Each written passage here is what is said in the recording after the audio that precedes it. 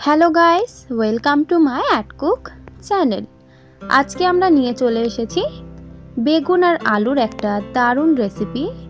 আপনারা অনেকে বেগুন ভাজা বা আলু ভাজা তো খেয়েইছেন। আজকে আলু এবং বেগুনকে মিক্স করে একটা দারুণ স্বাদের রেসিপি বানিয়ে নেব। আজকের এই রেসিপিটা আপনারা যদি বাড়িতে একবার হলেও বানিয়ে খান, তাহলে আপনারা বুঝতে পারবেন যে কতটা সুস্বাদু এই রেসিপিটা হয়। চলুন শুরু করে নেওয়া যাক এই রেসিপি। সর্বপ্রথম এখানে আমি কড়াইয়ের মধ্যে দিয়ে দিলাম সর্ষের তেল পর্যাপ্ত পরিমাণে। সর্ষের তেলটা আমি কড়াইয়ের চারিদিকটাই লাগিয়ে দিচ্ছি। তেলের মধ্যে এবার দিয়ে দিচ্ছি আমি 1 চিমটি নুন এবং 1 চিমটি হলুদ গুঁড়ো। এই দুটো মশলা তেলের মধ্যে দিয়ে দেওয়ার পর হাতা দিয়ে একটু নাড়াচাড়া করে যখন দেখব যে হলুদের একটা সুগন্ধ বেরিয়ে এসেছে, সেই পর্যায়ে আমি এখানে দিয়ে দিচ্ছি দুটো মিডিয়াম সাইজের কেটে রাখা বেগুন। বেগুনগুলোকে আমি ধুয়ে কেটে পরিষ্কার করে নিয়েছি। বেগুনগুলো তেলের উপর দিয়ে এবার ভালোভাবে নাড়াচাড়া করে অল্প একটু লাল ব্রাউন করে ভেজে নেব।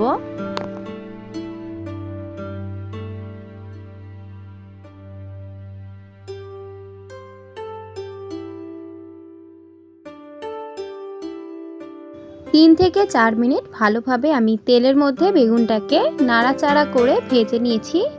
অল্প একটু লাল ব্রাউন হয়ে এসেছে। এই পর্যায়ে আমি সমস্ত বেগুনগুলোকে তুলে নিচ্ছি যে কোনো একটা পাত্রের মধ্যে।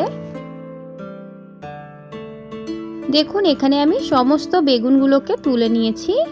এবার এই সেম কড়াইয়ের মধ্যেই দিয়ে দেব অল্প একটু আরও সর্ষের তেল। এই সর্ষের তেলের মধ্যে আমি দিয়ে দিচ্ছি একটা মিডিয়াম সাইজের এরকমভাবে কেটে নেওয়া আলুগুলোকে দিয়ে অল্প একটু নাড়াচাড়া করে দিয়ে দিচ্ছি অল্প একটু নুন এবং অল্প একটু হলুদ গুঁড়ো, যাতে আলুগুলোতে ভালো একটা ফ্লেভার আসে। নুন এবং হলুদ গুঁড়ো দিয়ে দেওয়ার পর ভালোভাবে এবার আলুটাকেও আমরা 50% ভেজে নেব লাল ব্রাউন করে। 2 থেকে 3 মিনিট ভেজে নেওয়ার পর দেখুন অনেকটা লালচে হয়ে এসেছে এবং ভাজা ভাজা হয়ে গেছে। এই পর্যায়ে আমি তুলে নিচ্ছি এই আলুগুলো একটা পাত্রের মধ্যে আমি এখানে তুলে নিচ্ছি। এবার এই সেম তেলের মধ্যেই আমি পুরো রান্নাটা করে নেব। সমস্ত আলুগুলোকে আমি এই পাত্রের মধ্যে তুলে নিয়েছি। এবার আমি দিয়ে দিচ্ছি কড়াইয়ের মধ্যে পেঁয়াজ। একটা বড় সাইজের কুচিয়ে নেওয়া পেঁয়াজ দিয়ে দিচ্ছি এই তেলের মধ্যে। পেঁয়াজটাকে এবার নাড়াচাড়া করে লাল ব্রাউন ভাবে ভেজে নেব। পেঁয়াজটা 2 থেকে 3 মিনিট ভালোভাবে নাড়াচাড়া করে নেওয়ার পর পেঁয়াজের মধ্যে অল্প একটু লালচে কালার চলে এসেছে। এই পর্যায়ে আমি দিয়ে দিচ্ছি এখানে একটা ছোট সাইজের কুচিয়ে নেওয়া টমেটো এবং পেঁয়াজটাকে এবার ভালোভাবে নাড়াচাড়া করে তেলের মধ্যে গলিয়ে ফেলবো। পেঁয়াজ এবং টমেটোটা অল্প একটু লাল ব্রাউন হয়ে গলে আসলে এখানে আমি দিয়ে দিচ্ছি কয়েকটি ঘরোয়া মশলা। দিয়ে দিলাম হলুদ গুঁড়ো 1 চা চামচ পরিমাণে, দিয়ে দিচ্ছি ঝাল লঙ্কার গুঁড়ো 1 চা চামচ পরিমাণে, জিরে গুঁড়ো দিয়ে দিচ্ছি এখানে 1 চা চামচ পরিমাণে। এখানে আমি অল্প একটু নুন দেব, আগেও নুন দিয়েছি সেটাকে মাথায় রেখে। দিয়ে দিচ্ছি এবার 1 চা চামচ আদার পেস্ট। এখানে রসুন দিচ্ছি না, কারণ এটা নিরামিষ রান্না।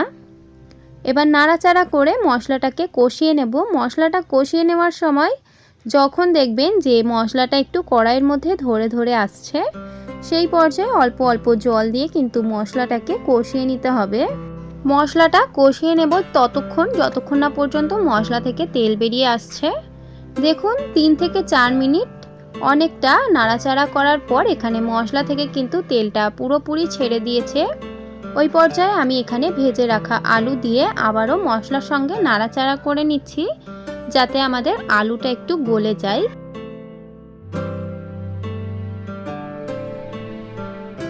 ভালোভাবে আলুটাকে মশলার সঙ্গে কষিয়ে নেওয়ার পর এখানে আমি 2 থেকে 3 মিনিট পরেই দিয়ে দিচ্ছি ভেজে রাখা বেগুনগুলো এবং আলুগুলোর সঙ্গে এবার ভালোভাবে নাড়াচাড়া করে কষিয়ে নেব, যাতে আমাদের বেগুনটা 70% কুক হয়ে যায়।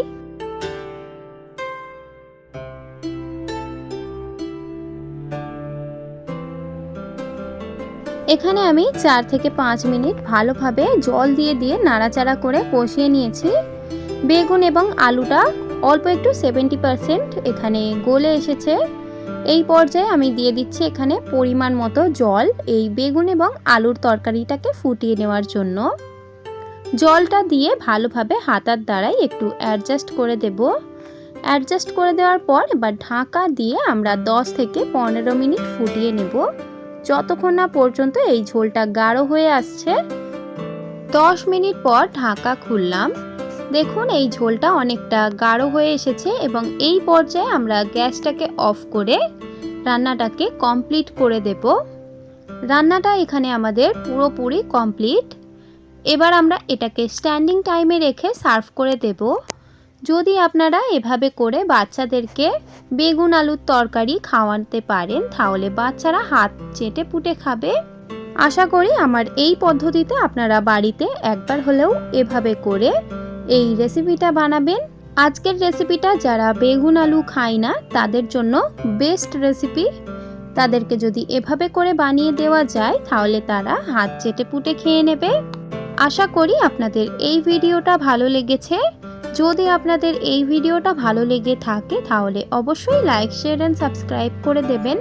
কমেন্টে জানাতে ভুলবেন না যে আপনাদের এই রেসিপিটা কেমন লাগলো। আর যদি আপনি আমার চ্যানেলে নতুন হয়ে থাকেন তাহলে অবশ্যই চ্যানেলটিকে সাবস্ক্রাইব করে আমার পাশে থাকবেন। দেখা হবে নেক্সট ভিডিওতে। আজকের এই ভিডিওটা দেখার জন্য অনেক অনেক ধন্যবাদ।